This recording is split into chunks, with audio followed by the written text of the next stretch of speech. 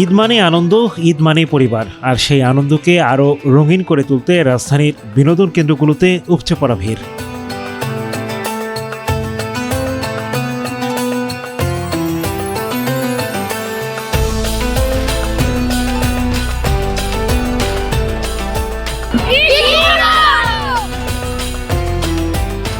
ঈদের দ্বিতীয় দিন রোববার শিশুদের হাসি আর উচ্ছ্বাসে মুখর হয়ে ওঠে শ্যামলীর শিশু মেলা। সকাল গড়াতেই পরিবার পরিজন নিয়ে নগরবাসীর ঢল নামে এখানে। নতুন পোশাকে শিশুদের চঞ্চলতা, হাসি আর আনন্দে যেন প্রাণ ফিরে পায় পুরো এলাকা।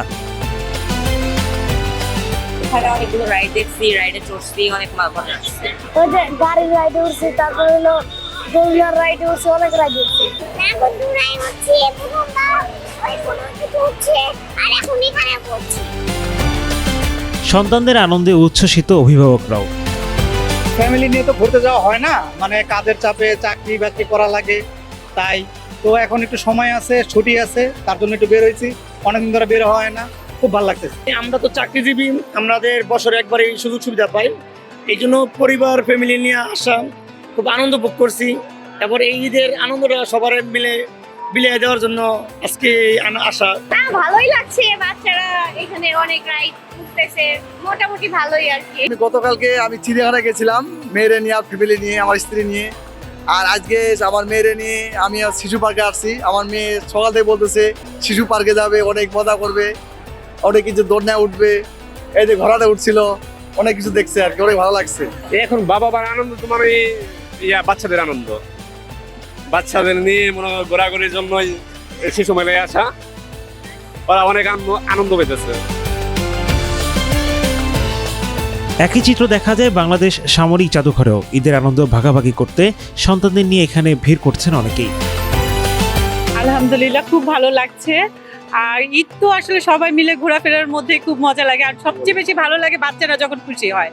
আর বাচ্চাদের জন্য ঢাকার মধ্যে এই জায়গাগুলো খুব কমন, এবং আমাদেরও খুব ভালো লাগে ওদের এইসব জায়গায় ঘুরতে নিয়ে আসতে, ওদের অনেক কিছুর সাথে পরিচয় করে দেওয়া যায়।